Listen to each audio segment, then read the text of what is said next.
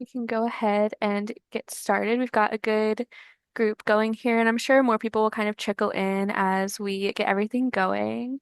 But good afternoon, everyone. Thank you so much for taking the time out of your schedules to be here today. Welcome to our second research series of the semester. Time is just absolutely flying by over here.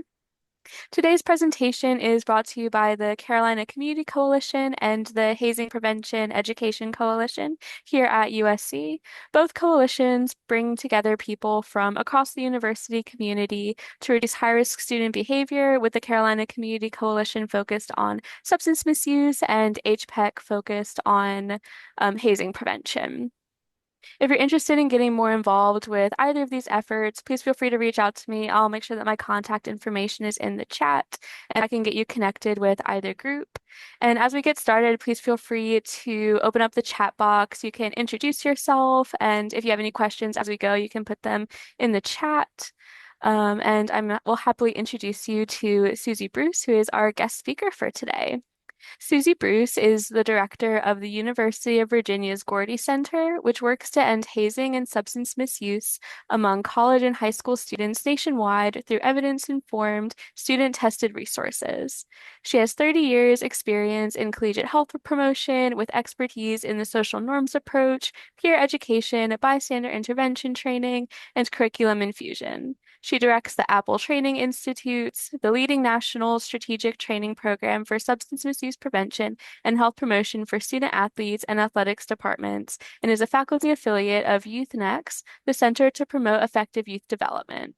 She serves on the National Institute on Alcohol Abuse and Alcoholism's College Working Group, the Responsibility.org Education Advisory Board, and the Virginia Higher Education Substance Use Advisory Committee. She is a 2025 recipient of the Hank Newer Anti-Hazing Hero Award. Susie, thank you so much for being here today and sharing your expertise with us, and I'll go ahead and turn it over to you. All right. Thanks so much, Jenna. And it's really, I don't know, I was hoping you were just going to send out like, here's a little bio. So it's always kind of embarrassing to like hear all this stuff because I really am very student focused. And definitely all of that is credit to lots and lots of students. So thank you so much for inviting me. I'm going to go ahead and share screen and get this started. Come on. All right. I was explaining, I've had some weird like computing issues. So we're hoping that those have all gone away and this will all go smoothly. But I do want, so please do put stuff in the chat. I do have plenty of time at the end to like stop sharing screen and just sort of have Q&A. But I'm really excited to talk about ways to involve students in hazing prevention and kind of look, I know you've had a lot of training in just sort of like the hazing basics and sort of looking at how to develop programs on your campus. So I'm going to skip this first question because that's me. We just heard all of that. So I love different ways to do engagement. So as we get started, if you don't mind, you can use, I use Mentimeter a ton if you're not familiar with it. So you can use your phone to scan that QR code, or you can open another tab on your browser and open menti.com and put that code in. So Menti is a way of getting a lot of engagement anonymously because it's not tracking IP addresses or anything else. And it's just students who are maybe quieter and aren't going to put up their hand, or on a Zoom where people are like, I don't want to put something in the chat, can do that. So I know this is kind of a silly question, but I want to start off having a little bit of fun. Once you log in, you can just type in, so what are some examples of what you can do to make sure students are not engaged in your hazing prevention office? Like, what's the stuff you would never want to do? Or, just some of those examples of what are ways to make sure you never have students involved or engaged in your hazing prevention efforts. While you're typing those in, and again, these can be wild and crazy. Yep. Anytime we have a Menti question, you can log in. So if you don't make it into this question, I've got a couple more, I think. You can join at any time. So you can skip at any time, you can join at any time. And as I say to students, I don't think I have to say to this group, but my student instructions are always truth or nothing. Because if you're feeling like I just can't be serious with my answers right now, like play air clicker. So Yeah, there's some great examples of how to make sure students are engaged. Schedule your meeting at 9 a.m. You might get one or two, but generally not your best bet. Ignoring any of those student perspective. What are some of the trends? So just sort of a fun-hearted way to start this conversation. Yeah, talk about them without asking their input. Nothing for us without us, right? So if we are talking about, there's no way that we as administrators can end hazing. We can't because it's student culture, and we've got to work with our students on what do they see as the issues, because they will come up with much better solutions than us. So just sort of a little fun introductory piece. Um, so I thought I would kind of organize this little discussion around sort of like the who and the what and the how. So since we're talking about the students, we need to know like who of those students we should be working with. So I'm curious, which students are involved in hazing prevention efforts on your campuses? So you should be able to select more than one. And if anybody selects others, would love to have you either unmute, or since we're a small group, or you could put that in the chat. Um, but which students are involved? FSL generally gets a lot of, even if it's like the IFC president, the PanHal president, and PHC. So they tend to get tapped a lot. Looking to see who else. Okay, we've got student athletes. We'll talk about obviously the benefits, but also some of the challenges with getting student athletes involved. Give folks another second or two. I know you gotta like get into Mentimeter and then get in here. Oh, we've got it in the chat. Yeah, FSL. Awesome. All right. So looks like we've got so far not folks from student council or for peer educators. So we'll talk a little bit about some of that. So here's, I guess some of the guideposts for student engagement to make sure we have really diverse perspectives. It's really easy to get FSL students engaged, maybe because it's positional leadership and they've been tapped and told this is part of your job and you have to be part of this. But I really question, are we engaging like sort of our typical students, whatever that looks like on our different campuses? Who is on different groups? We've had issues with marching bands. I will say at the University of Virginia, the marching band has given us like the best representatives. And it is so a part of their group now to do hazing prevention. It's really been amazing. And they're so high visible on our campus. Sometimes when we just have those, the president of IFC or a peer educator, it's a kind of an easy way to get students engaged. But it may or may not be a priority for them. They may not have background or education in hazing. And I'll give an example of one of our peer education groups. Those students were mostly pre-med, and they're really engaged about sexual health. So they love talking about condoms. They love doing all those presentations. They, maybe some sexual violence prevention and consent programs, which was awesome. But when they got tapped to do hazing education, like it kind of wasn't their thing. Like they just didn't have, we had to do a lot of education about the issues around hazing. So it's just, being aware of who you're picking. I will say the thing that I've worked with, and I've worked with peer educators for decades. A lot of times they'd be like, oh, we want more people to work with us. We want more people to join us. And they would just send out emails like, so they were targeted emails, but I'm like, you have to go to someone's group. You have to show that you truly are engaged. You really want their viewpoint. And why should they send a member? So whether that's your Black Student Alliance or different organizations, like go to them and have your students be the ones to go to them. So here's an example of one of the things we did. I love sharing lots of ideas. So I think it's a lot easier to be like, oh, here's how we could change this to make it work on our campus. So here's one where we had a campaign called There's No Honor in Hazing, because honor is a huge concept at the University of Virginia. We have an honor code, we have an honor council. So we partnered with that student group. So as that one example was, like we didn't create this without the honor council. So we have a weekly email that goes out to all students with sort of current events and other things. And that comes out of student affairs. So we can be like, hey, can you put this at the top of the list so people see it? Which is what we did. So we were just trying to get quotes about what that phrase, there's no honor in hazing, means to me. So you could just submit information. We've done this. I just couldn't find an example for our committees, for other ways. So, sometimes that broad call for involvement is really important.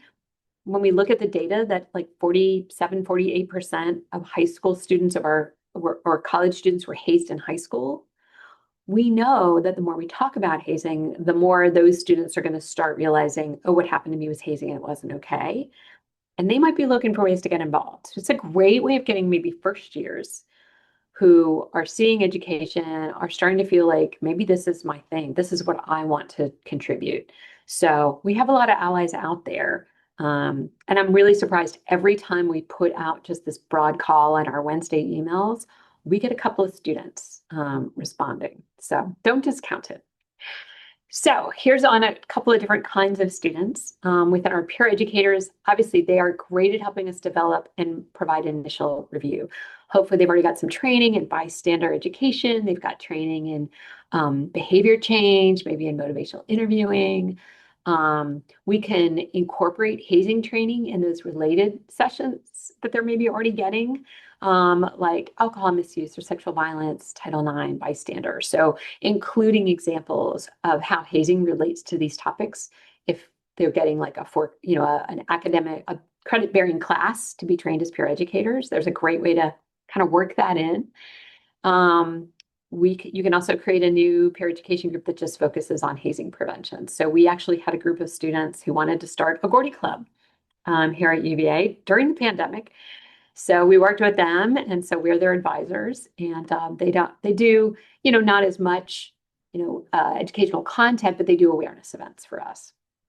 Peer educators can also conduct focus groups or intercept surveys where you're just like going out to students who are standing in line for, I don't know, a basketball game or for the dining hall and have a clipboard or a QR code and be like, hey, we just want you to react to this. What do tell us what you think about it. So just because, that helps make sure that the materials you're creating are representative, are speaking to all of your students, and that you're not missing something because you've got this group of peer educators that maybe are engaged in the broader community and maybe not. Someone already mentioned student athletes, which is near and dear to my heart. I've worked with student athletes pretty much my whole career, and I currently am the parent of a D2 athlete. We know that for students that were hazed in high school, it's most frequently on their athletic teams. It's much more permissive or acceptable. It appears in athletic spaces. We know that among our student athletes, especially those of you that are on Division I campuses, but also Division II, where there is some scholarship money, they have more to lose. Not only might they lose scholarship money by not being on a team, but that's often their identity. So since, my kid, since he was 5 years old, like identified as an athlete, talked about playing in college. So if I don't have my team, that's often my friend group. So now you're asking me to find a whole new group of friends in addition to maybe losing funding. We know that athletic schedules can make committee work challenging. So you might get them in season. So maybe they're a spring sport, you get them a lot in the fall, and then you don't see them again. So being aware of that, like we don't plan meetings for student athletes after 2 p.m. because even if they're not in season, they've got practice, they're in the weight room. And this example over here on the left is from wonderful colleagues at UNC Greensboro, the Center for Athlete Wellbeing. This was from a document they created for the NCAA that looks at collaboration. So if you're on the student affairs academic side, you may not know the athletic side and the lingo. So this kind of explains like the people you need to know. Like you may not know there's a senior women administrator at every NCAA school. That's a designated position. There's now, since this was created, there is a athletics healthcare administrator. So hazing might fall under their role, but all 3 divisions have that role. It's often athletic trainer. So they'd be a great resource to kind of, what are you seeing in the culture? What do we need to be doing? And then among the students, there's a student athlete advisory committee. Again, for every NCAA school, you have to have a SAC. That is the student voice to the athletics administration. I don't have that here, but you've got a faculty athletics representative at every NCAA school, and they are also the voice of the student athlete to the administration. Captain's Council, sometimes they have different names, or student athlete mentors. So those might be groups to talk with to see, even if they don't have time to be on a committee, but to go to them to say, hey, we're developing something, we want your input. So just knowing kind of the lingo and the names can be really helpful. I love students with judicial sanctions, whether it's for alcohol or for hazing, because there's so much overlap. I have 3 right now in our office. So working with judicial affairs or student conduct to, as appropriate, assign community service hours to your offices. And these are just some of the things we've had them do. Sometimes I just have them watch our film Haze, give them the trigger warnings ahead of time, and just have them give me a reaction to it. If you're developing a program, invite them to when you're piloting it. We even did that with one of our online programs. We had a chapter that was sanctioned, and we had the entire chapter watch our presentation, and then we had a survey for them to fill out with very specific areas for feedback, and we kind of debriefed on the Zoom. And we got really good feedback from them because they knew what was going on and what might have worked for them to prevent the behaviors that had occurred in their chapter. If you've got some people that are good with data, just program data, like putting stuff in. Anytime we have a survey, we make sure that students have looked at it. And again, not just our peer educators, and I love them, but we did a fraternity and sorority survey several years ago that was really focused on alcohol, but a little on hazing. We called that, we were sort of looking at what are your expectations of membership, which was getting at hazing without calling it that. Like, is it expected that you drink within your organization? And then perceptions. So we had a group of fraternity and sorority members who were kind of with us through the whole grant project. And so we did a focus group and fed them and gave them $20 each. And they went through the entire survey and they noted with a red pen, I don't know what this question means, or you're not asking the right questions here. You need to ask about this as well. And it was really critical to get information that then we could feed back to students that was using their language and kind of asking the right questions, like what had we missed? So kind of these things. The last thing what we did a year and a half ago, we had 10 members of an organization that were getting ready to graduate who were sanctioned with hazing. And it was pretty egregious. So we had 45-minute interviews with each of them individually. We recorded it. We kept it anonymous in our files, but we had a structured interview and talked with them. And some of that, probably 7 or 8 of them were like, thank you. Like, I feel heard in this process. And we acknowledged in our questions that it was likely they were hazed themselves. And so what they were participating in was perpetuating the abuse that had already happened. So we had victims who then became those who were perpetrating.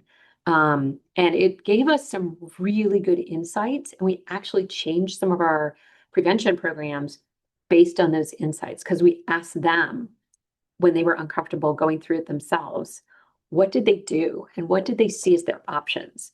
And we added, because one of the people said, there was something it crossed a line for them. And so they talked to their pledge brothers and they went together to the chapter and said, we're not going to do this. And the chapter went, okay. And as a result, we've added a slide that says the power of the new members. Like, this organization needs you. They need your dues, or they need you on the team, whatever it is. So we talk about that. And that directly came out of taking the time to work with these students with judicial sanctions. This I have up here because although it was an alcohol sanction, we have pledged to check cards, which we had created probably like 15 years ago.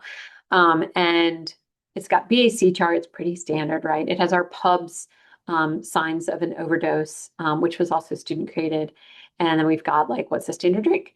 and some other information. So we were testing this out with our students, who are some of them sanctioned, and this page had a really different order because we were trying to be logical. Like we want this, to get your attention, but then it's gonna, we wanted to show what is a drink before we talk tips for a lower BAC.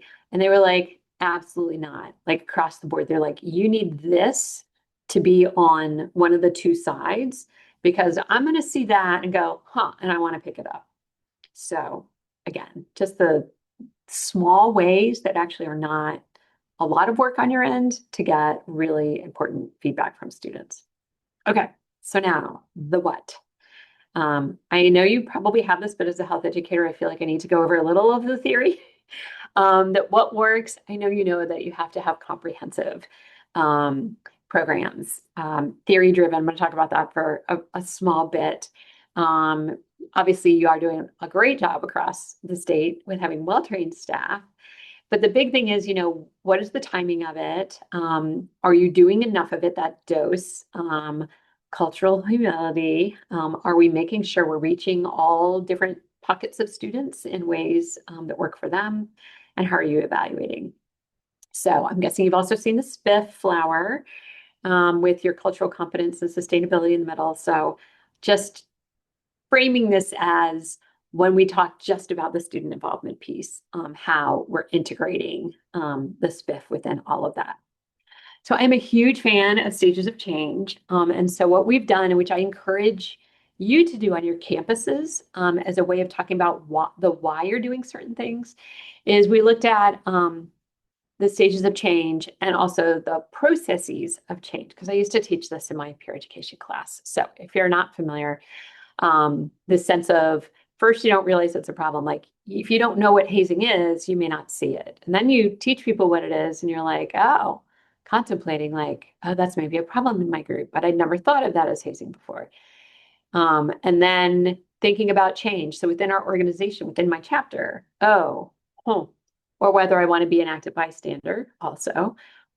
Now I'm starting to think, like I'm starting to gather information, and then all of that has to happen before action. There's two more stages, but I'm just showing these because we know from the research, and there's a citation at the bottom, although I'm not sure it's showing up, that the things that are in bold are the processes of change. There are more. These are just the ones that I feel like relate to hazing. Looking at these, will help move someone to the next phase. So it's important to know that like pledging, like we do pledge to check, is great if you're already in preparation. But pledge to check is not appropriate if someone is not even aware that hazing is an issue. So it's important to know who your audience is. The national research would say if you're doing a presentation, you probably have about 40% here in pre-contemplation, 40% here, and 20% in preparation. So you want to spend a lot of effort in these areas here, right, to move them to preparation and then action. So, and what the notes I have in green, or the bars I have in green, these are the ones that are more behavioral, so they're a little bit harder. These are kind of attitude shifts, the ones that are in white, and these are more of the behavioral shifts. So also just recognizing where you're putting your efforts. So what we just did is take each of these areas and sort of look at, well, what do we have that relates to these? So sometimes it's, pubs, it's graphics or videos. We tell Gordie's story, we might have a video of an active bystander, so someone who's role modeling, intervening. This environmental reevaluation is really helping people increase empathy. So when we're looking at bystanders, helping people realize the hidden harm of hazing, it's not just physical violence, but the emotional harm, the mental health impacts can motivate somebody to be like, oh, I hadn't even thought about that. That moves them into contemplation. So I won't go through each one of these, but just realizing these are the ones that are moving people further. Like these are action stages here. And it's great to have that. But if all of your efforts are here in action, you got to put a lot of effort back here to help people get to that phase. So, and action being you're actually intervening, you're reporting, you're changing unhealthy traditions in your organization. So that just gives you hopefully a few ideas of how to also organize. And I think it actually is helpful for funding as well. Like, here it is, it's very theory based. So this is just what we've done through the Gordie Center at the university. One example, as I mentioned, the pledge to check. So this is ours, and we just have a QR code. So for most of our programs, at the very end, again, knowing not everybody is ready to take action, but those that are in preparation, will you take the pledge to check? And so this is what it is. We also include in that check an optional piece where people can include information about what they're going to do within their organizations or who they're going to tell. So again, we know from behavioral change theory that asking someone to take a pledge actually does make an impact. And this pledge to check is what we created, curriculum infusion, which I'll mention in a moment, of what are the signs of an overdose? And four things are easy to remember. It has got, this was about 15 years ago that we created it. With students really are the ones who created it. We refined it and made sure it was accurate. And it's now a verb. So it's now, oh yeah, he was pubsing, so I had to call 911. So we're like, ooh, success. We have started, we taught bystander intervention, but we've also started using Joan Masters in Missouri, her language of bystander engagement, because it seems less scary, maybe. Like intervention sounds almost clinical. We're going to do an intervention with you. But engagement kind of opens up experiences for students and says it's many kinds of different things. And again, looking at where students are. A lot of them are like, I don't know that that's really my issue or my responsibility. So I'm sure you've seen some of this. If you don't have on-campus data and this, the National College Student Bystander Intervention Study, these are the most recent data from 2024. A vast majority of students believe intervention is important, that someone should do something, even if they're not sure it's them.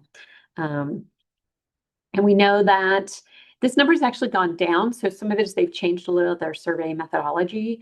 That was about 25%, but we still know that the number one things that students notice about other people being hazed is drinking rituals. Why? Because drunk people are very obvious.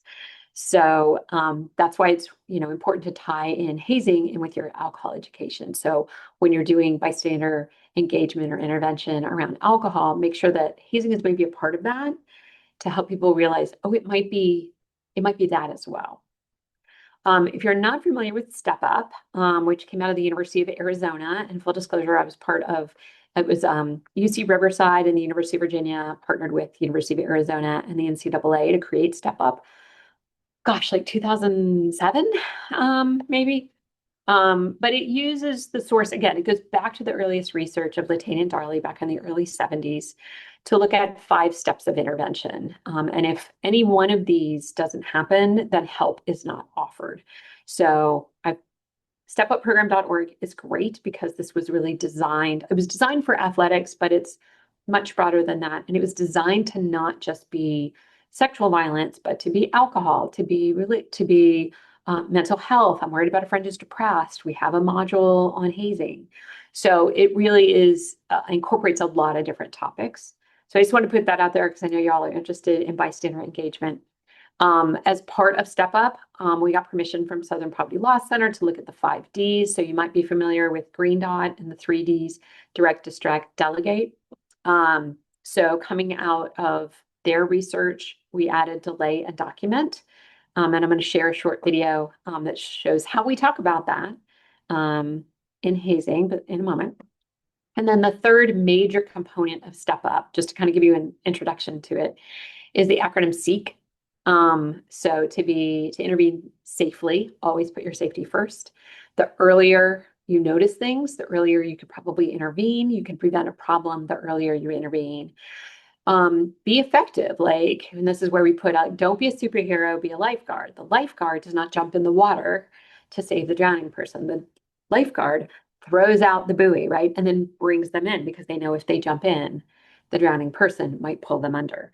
So what are effective strategies? We would not tell someone who had disordered eating, oh, you look fine. You don't need to lose weight. Like we know that's not effective.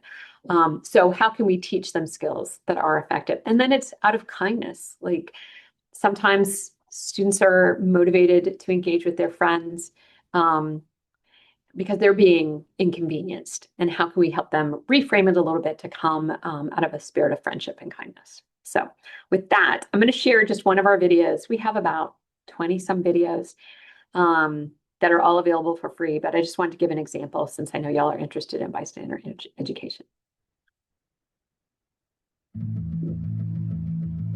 Have you witnessed hazing, but you weren't sure what to do? The 5Ds give you options of how to respond safely, early, effectively, and with kindness. Direct. If comfortable, tell the hazers to stop, or ask the victim if they need help. Distract. Interrupt what's happening by talking about something unrelated. Ask for directions or tell the hazers something has happened and you need to talk with one of the victims right away. Delegate. Ask a friend to step in or report the activity to your school. Delay. If you can't take action in the moment, you can check in with the victim afterwards. See how they're feeling and ask how you can help. Document. Take a screenshot of concerning texts or social media posts. If you can't intervene safely at the time, record the activity from a distance so you can report to your school. Never live stream the video, post online, or otherwise use it without the victim's permission. Be kind. Consider how you would want someone to help you if the roles were reversed. Make sure you don't leave anyone in a situation that may be dangerous to themselves or to others. If you think someone's life is in danger, always call for help. Hazing can happen to anyone. So, and I know it uses victim language and we debated a lot. This was our COVID project. So we were doing everything by Zoom as we were coordinating with everyone. And we did have a lot of student engagement and they were like, Survivor doesn't make sense in this situation. We might update this one and change some of the language, but we really, because we were looking at that in that moment. So that was partly a student decision as well. But hopefully that gives you some sense of some of how we might talk about that within hazing. Okay, and finally, a little on this how. So big fan, how it sort of cuts off. This is with permission of Jason Kilmer.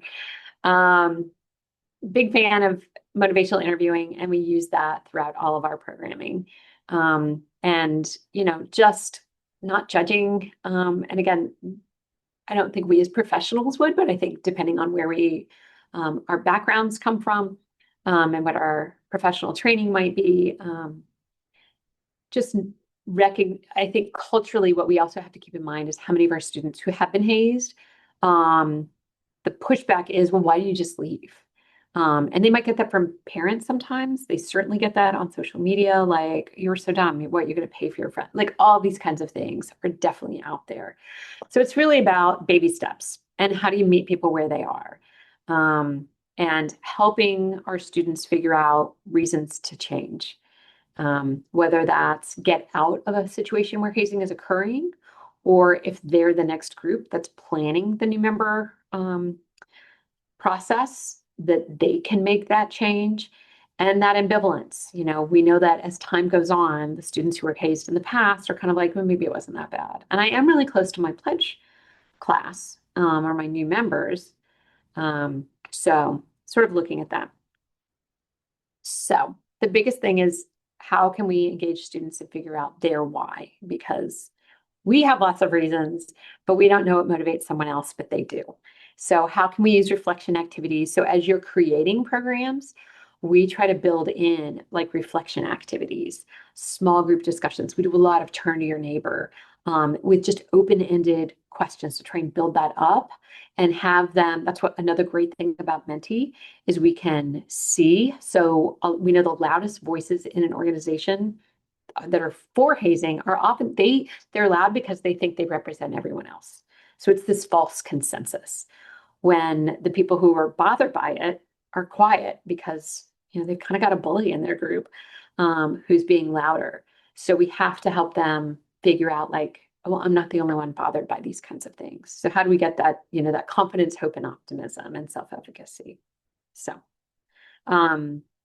love focus groups. And I think it's important because sometimes people use focus groups perhaps not in the best way because we are not educating them. This is where I love training our peer educators to do focus groups. So I would do a whole hour training on what the purpose was.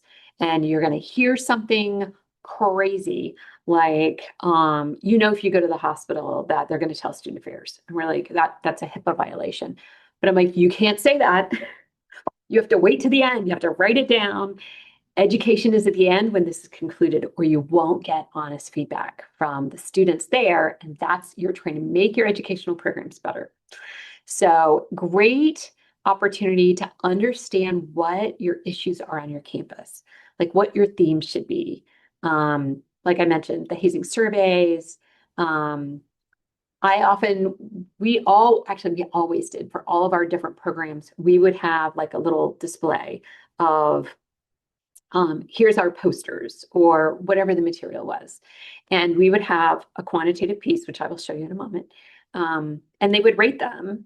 And then that became part of the discussion. So we had a richer discussion of what they liked or didn't like about our materials. And then we also had this quantitative data later that my hazing, my students who had sanctions would then enter that data.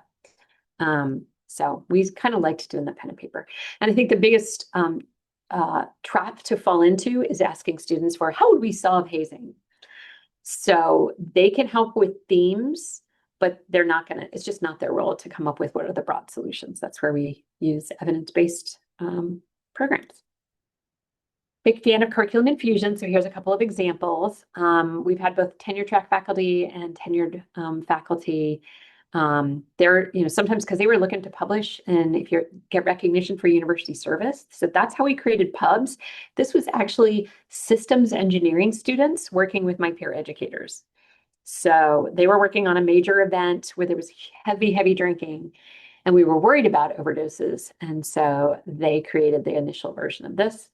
I had a graduate student who was working on our potential new member orientation program, and it had just been her first year with the whole program. So I had her look at, well, what could we be doing? What's it missing? And she went, we're missing kind of a student story, like a student voice. And we'd had a student come to us who had been hazed his first year and kind of wanted to give back, but he was very private. He did not want his name out.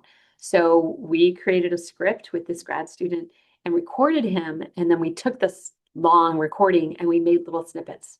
So there's in our program now, 1 or 2 minute, his story, his voice talking about what happened. And it really has improved the program. And the students are more engaged hearing a fellow student talk about what happened to him, that this is real. And how he got out safely and how the group that went with him is now his closest friends. So just lots of different ways. And this was another grad student project with this, there's no honor in hazing. So this is one of our lacrosse students who's also a student athlete mentor. So we got quotes from coaches, from faculty, from our university president.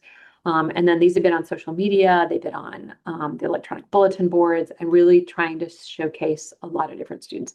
Obviously being very careful that they are actually good representatives of not hazing. I'm guessing you all have hazing prevention councils. One of the things we did, because we were having inconsistent student engagement. So we have an application process because like many schools, it's all about the resume. And so if it seemed a little bit harder to get in this group, we got more students. So sure, meet them where they are, right? You can nominate students. We think you'd be really good on this, whatever. Thinking more broadly than just positional leadership. And then sufficient onboarding. So one of my most embarrassing moments is we had Kim Novak, who's a hazing prevention expert, come to campus. We paid for her. She was talking with lots of groups, and we made sure that our meeting was the day that she was there. And so she starts off, and the students just are not talking. And so she asked, I was like, okay, well, why are you here? Like, what's the purpose of this group? And one of our students couldn't answer. And we were like, we haven't done enough onboarding. Like they knew it was hazing prevention, but they weren't really sure what we do. So we have to do more onboarding. And that actually applied to a lot of our faculty and staff that came too, because sometimes they would say things in the meetings and we're like, oh no, that's not evidence-based at all. That's not okay. And then find out what your students are excited about. So this one came about since we already had pubs. Students said, well, we need something to help students understand what hazing is without making a laundry list of it's this and this and this. So they wanted something easy. So they came up with SAFE with a question mark. So the question is, do you keep secrets? Is this causing you distress? Would you be uncomfortable if your family was watching? Could this prevent you from employment? So it's just sort of an awareness raising piece that kind of tied into the same kind of symbol illustration that we already have. And so we put that out. And then this last piece, again, just as fun examples, we did a survey and we asked, what are you willing, like what's important, but what are you willing to work on? And then we presented it at the next meeting. So you can see people were like, this is really important, but nobody wanted to work on it. So we're like, okay, where's the end of the energy of the group? They had put effort into this. They wanted to expand it. So it was really helpful to also see this for everyone of, well, we can't do it all. So let's focus on what you feel like donating your very important time to. I like to look at sometimes with students, there are some folks that really want to control them. And although this dog does not look happy, giving them very, very narrow ways. Some that are like, just let them do whatever. And you wind up with, kind of a mess. And just sort of really looking at how are you engaging students? And can you move towards some structure? Like what are the important roles for students in your program? I went a little bit longer than I thought, but I felt like, funny memes. My kids tell me not to do them, but this one's so old, I feel like I can use this one. But it's really, if you don't have students there, like start talking to the students, like, why are they coming? Why are they not coming? Recognize those that are there. But are they just not feeling it's their time? Where the staff are doing everything and it's just like, well, what do you think? Like give them important things to do. They want to be there. So this last piece will go very quickly because I want to make sure we have time for some Q&A. Is sort of a little case study in student engagement. And if you're not familiar with the PI acronym, positive, inclusive, and empowering, came from Michael Haynes in the early days of social norms marketing. We test pretty much everything in our office against the PI model. So are we making sure we're telling students what to do and not putting a bunch of don'ts in? Are across all of our programs, are we inclusive of all different student experiences? It's almost impossible to make it inclusive all in one little program or one poster, but like with across the board. And really that empowering is, tell me what I can do. What's a positive action? So our focus for this was, what are the benefits of membership? Like, because we didn't want to be like, here's all the bad things that happen if you haze, right? So we said, all right, what's the flip of that? Well, what's the positive benefit? So what do you want to protect? What do you love about your student organizations? So this was this is like a 2-year process, but we started off that same Wednesday email, take our 90-second survey, right? So here's the actual text. And we had 1 or 2 words. They didn't all state 1 or 2 words, but we had these 3 questions because we weren't really sure what would get us the answer we wanted. So here's the word cloud from what we got. And the one that we thought got the best responses of what we're kind of hoping to create was, why is this group important to you? So think about groups at the university. Why is this important? So then round 1, here's just, it was just one of those free software things. You plug in all the words and it makes a word cloud. So what do you think? We had focus groups. I'll let you look at this for a moment. And then I'll tell you, here's what they said. It looks like poop. And I'm like, okay, thanks for the honesty. Now I can't unsee that. Script is really hard to read. Why are the words upside down? I'm like, I don't know. It's a free program. I'm not an artist. And then like, well, this is nice, but I don't know what it's about. I'm like, awesome. So this is actually when we added the question to a campus-wide survey. So now we had 1,100 responses. Survey that was already out about like alcohol and other health behaviors. And this is the word cloud. So that's what happened there. We're like, okay. We had a student graphic designer. So And we tried to make it in our Jack logo. And you can see from this, we're like, no one wants to look at that. We never sent this to students. I appreciated that he did what we asked. And that was hard. I mentioned market testing. So before I show you the next one, this is what we use. If you're not familiar with the Pink Book, which comes from the National Cancer Institute, it is my go-to. This is actually the original one. There's another one that was updated early 2000s, which seems very old now. But we use this in focus groups. We do this in intercept surveys. You'll note this one is reversed. So if somebody's like strongly agree all the way down, we're like, that one should hopefully be over here. But it really helps us get great feedback. And back when I was in another institution, we had one on alcohol. And the message was most students don't let alcohol impact their academics, because we were saying, oh, because they're not drinking so much. And we had even printed these. We were testing them at orientation because it was a first-year program. And what the students across the board said, we also had a statement of like, what does this flyer say to you? What in your own words? And they were like, oh, you can drink a lot and still get good grades. Not what we meant. So the importance of market testing. And again, not just with your peer educators, because they've been involved probably with the development on the one. Okay, so here's round 3B, same group of words, made sans serif font. Our program was called Positive Organization Expectations, and we've been using it for a couple of years. So we're like, people were starting to know what PO was. So that's in the center. So look at that and think, wonder what the student said. So if you know the University of Virginia, you know that Edgar Allan Poe attended, and we actually have his room on the lawn, like as a little museum. So they were like, is this about Edgar Allan Poe? We're like, no.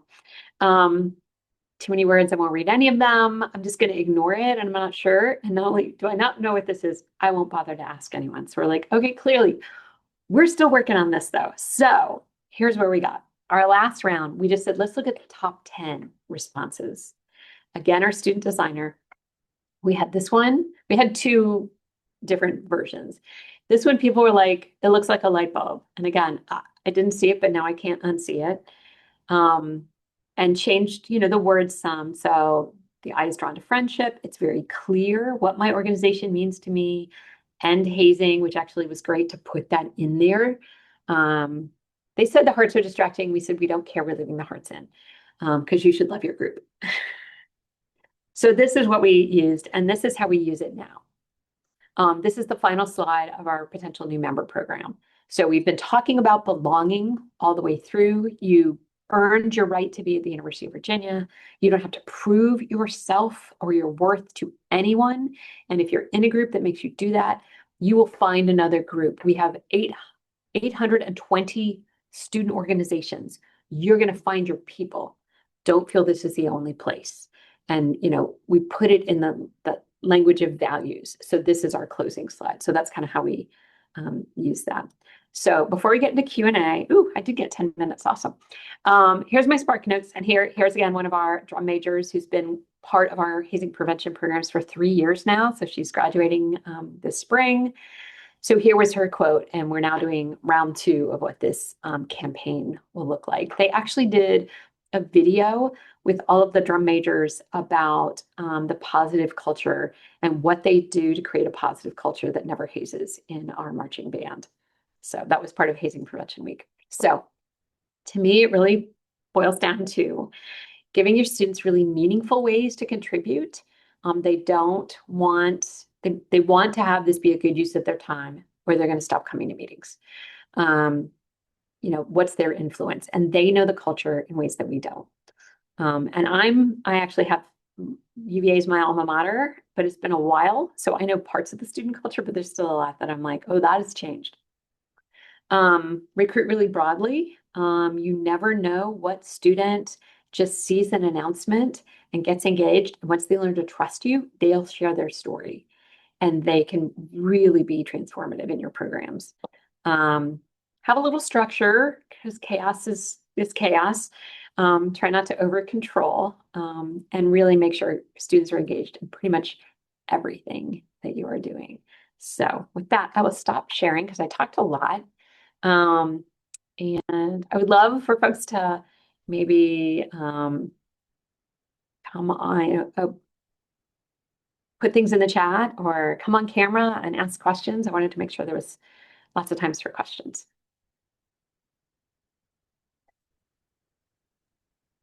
Thank you so much, Susie. And I can get us started because I heard you mention a couple of different peer groups. It sounds like you have peer educators, a council, and then the club. So I was wondering if Yeah. you could just do a quick explanation of the difference between those groups. And then I was wondering if those were paid positions or if there were any incentives that y'all offered to students to participate. So our peer educators are through the Office of Health or through Wellbeing. So they're not in our office. They don't get specific training on hazing, but we're kind of working on what that would be. And so they have some paid positions, but not for all of them. So they have some leadership positions, what used to be an internship where they could, after their initial training, get additional class credit and get 3 credits for doing a program. Now, those are some paid positions. So I think, I can't remember if there's 3 or 6 of those. And then the Gordie Club, I will say, I mean, I'm fully transparent here that the club is struggling a little because they did get started in fall of 2020. That student graduated, I think, spring of 2022. So it was her and obviously a bunch of her sorority sisters, which was great. And and they were really engaged in lots of different areas of the university. So they really got the word out. But then the leadership has been a little challenging. So, and we've had some staffing changes of who was advising them and staff leaving. So they're still there. They still have about 35 members. Mostly what they do is National Gordie Day, which is the Thursday of Hazing Prevention Week, and Gordie's birthday, which is February 22nd. So they give out care cards. So they'll give out like little bags of candy and information about hazing prevention or how you would report. They'll pay it forward at a coffee shop and then say, we're doing this in honor of Gordie, and here's how he died, and some of these pieces. And I didn't mention that, but Gordie Bailey died in 2004 at the University of Colorado Boulder on midnight, 3 weeks into his first year of college, from alcohol overdose. And so his family established a foundation which moved to the University of Virginia in 2010. So I usually tell Gordie's story. So there's the short version of that, and we have a film called Haze. So that's kind of what they've been doing right now. And then our Who's Against Hazing Council.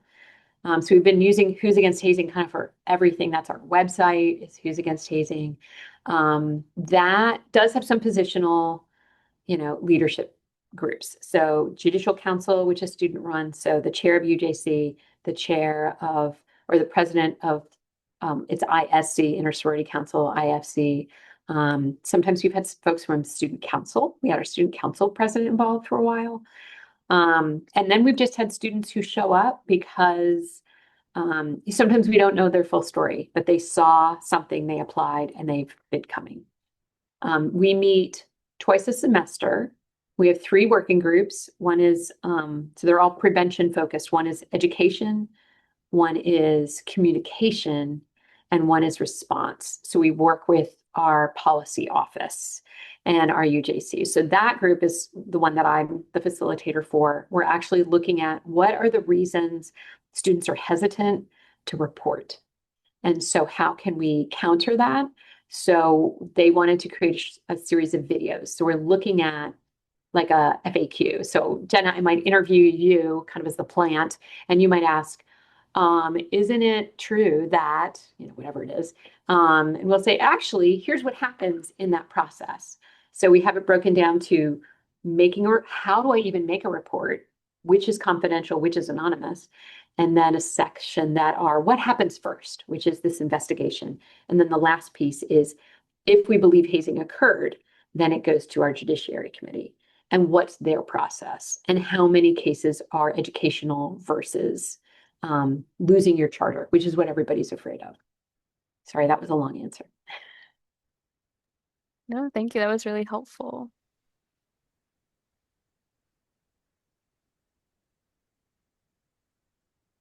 Oh, I saw there's some in the chat. Let's see. Oh, that was you. And then I really loved that last section where you were talking about all the positive things that students love about their organizations. I was wondering if you all do anything with positive team building or if you have any kind of curriculums or activities or resources that you'd recommend for that, because that's something our coalition is looking at. Yes. So you can Google, and I'll try to put it in, but it's Who's Against Hazing. If you literally Google that, you'll find it. And I think it's like Virginia or Virginia EDU / Who's Against Hazing, or hazing. But so we have that freely available. So it's a list for athletics, for fraternity and sorority, and for other organizations, because nobody wants to look at a list of 100 things to do instead of hazing. They're like, that too long, too long, didn't read. So the first page is a 2-page document, or the first page is not just replace, but what are your intentions in your new member program? What are you trying to do? And we give them a few ideas. So it's a process of, what are you trying to do? What are you currently doing? Because you're probably doing some good stuff. Like, we want to pat them on the back. What are you currently doing that contributes to these things? What are some new things you consider doing? And then, like, the most important piece is, okay, evaluation.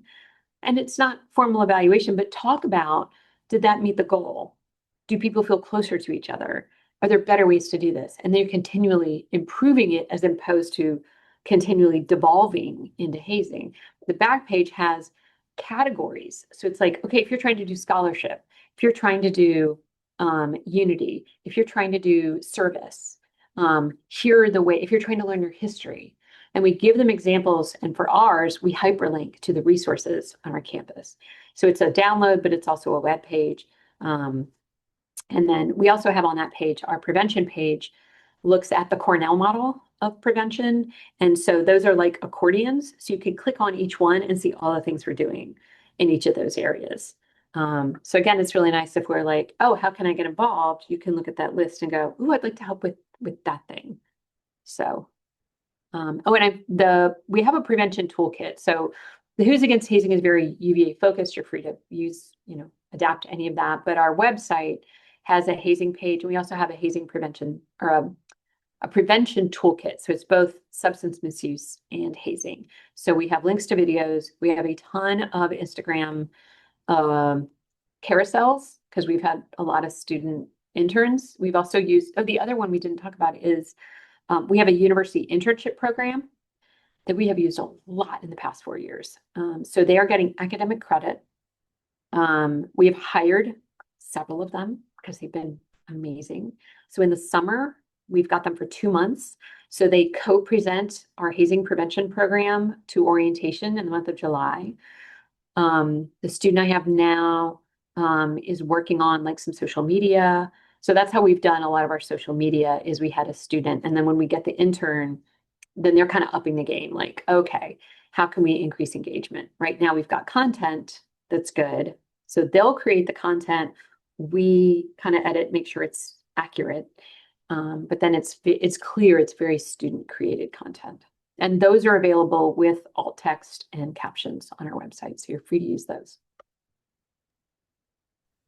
Perfect. Thank you so much. And before we sign off, I'm going to throw my information in the chat, as well as the link to the Hazing Prevention Education Coalition website.